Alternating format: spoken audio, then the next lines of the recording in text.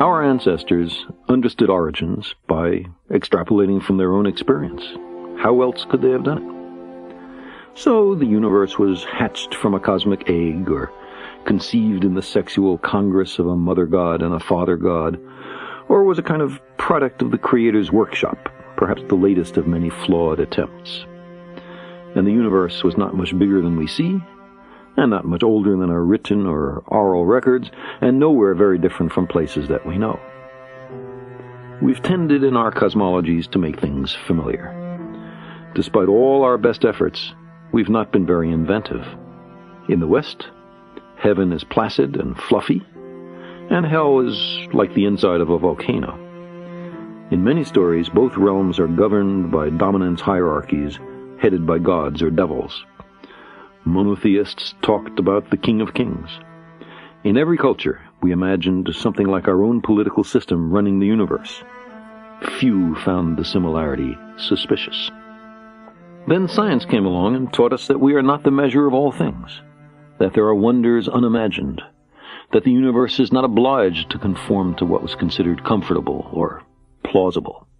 And again, if we're not important, not central, not the apple of God's eye, what is implied for our theologically based moral codes? The discovery of our true bearings in the cosmos was resisted for so long and to such a degree that many traces of the debate remain, sometimes with the motives of the geocentrists laid bare. So, what do we really want from philosophy and religion? Palliatives? Therapy? Comfort? Do we want reassuring fables, or an understanding of our actual circumstances? Dismay that the universe does not conform to our preferences seems childish. You might think that grown-ups would be ashamed to put such disappointments into print. The fashionable way of doing this is not to blame the universe, which seems truly pointless, but rather to blame the means by which we know the universe, namely, science. Science has taught us that because we have a talent for deceiving ourselves, subjectivity may not freely reign. Its conclusions derive from the interrogation of nature, and are not in all cases pre-designed to satisfy our wants. We recognize that even revered religious leaders, the products of their time, as we are of ours, may have made mistakes. Religions contradict one another. On small matters, such as whether we should put on a hat or take one off on entering a house of worship, or whether we should eat beef and eschew pork, or the other way around, all the way to the most central issues, such as whether there are no gods, one god, or many gods. If you lived 2 or 3 millennia ago, there was no shame in holding that the universe was made for us. It was an appealing thesis consistent with everything we knew. It was what the most learned among us taught without qualification. But we've found out much since then. Defending such a position today amounts to willful disregard of the evidence and a flight from self-knowledge. We long to be here for a purpose, even though, despite much self-deception, none is evident. Our time is burdened under the cumulative weight of successive debunkings of our conceits. We're Johnny-come-latelys. We live in the cosmic boondocks. We emerged from microbes and muck. Apes are our cousins. Our thoughts and feelings are not fully under our own control. There may be much smarter and very different beings elsewhere, and on top of all this, we're making a mess of our planet and becoming a danger to ourselves. The trapdoor beneath our feet swings open. We find ourselves in bottomless freefall. We are lost in a great darkness, and there's no one to send out a search party.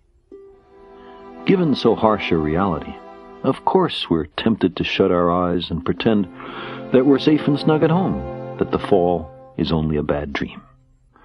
Once we overcome our fear of being tiny, we find ourselves on the threshold of a vast and awesome universe that utterly dwarfs, in time, in space, and in potential, the tidy anthropocentric proscenium of our ancestors.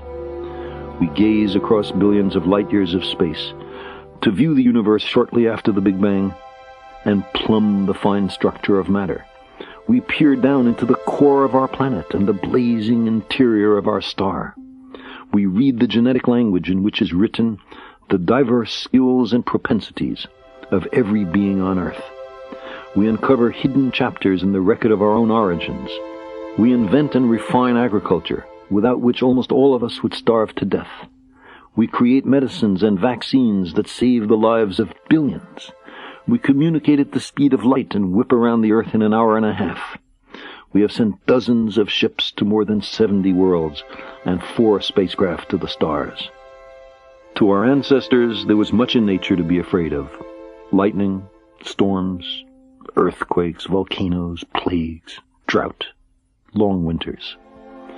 Religions arose in part as attempts to propitiate and control, if not much to understand, the disorderly aspect of nature. How much more satisfying had we been placed in a garden custom-made for us, its other occupants put there for us to use as we saw fit. There is a celebrated story in the Western tradition like this, except that not quite everything was there for us. There was one particular tree of which we were not to partake, a tree of knowledge. Knowledge and understanding and wisdom were forbidden to us in this story. We were to be kept ignorant. But we couldn't help ourselves. We were starving for knowledge, created hungry, you might say. This was the origin of all our troubles. In particular, it's why we no longer live in a garden. We found out too much. So long as we were incurious and obedient, I imagine, we could console ourselves with our importance and centrality, and tell ourselves that we were the reason the universe was made. As we began to indulge our curiosity, though, to explore, to learn how the universe really is, we expelled ourselves from Eden. Angels with a flaming sword were set as sentries at the gates of paradise to bar our return. The gardeners became exiles and wanderers. Occasionally we mourn that lost world, but that, it seems to me, is maudlin and sentimental. We could not happily have remained ignorant forever. There is in this universe much of what seems to be design, but instead we repeatedly discover that natural processes, collisional selection of worlds, say, or natural selection of gene pools, or even the convection pattern in a pot of boiling water, can extract order out of chaos and deceive us into deducing purpose where there is none. The significance of our lives and our fragile planet is then determined only by our own wisdom and courage. We are the custodians of life's meaning. We long for a parent to care for us, to forgive us our errors, to save us from our childish mistakes.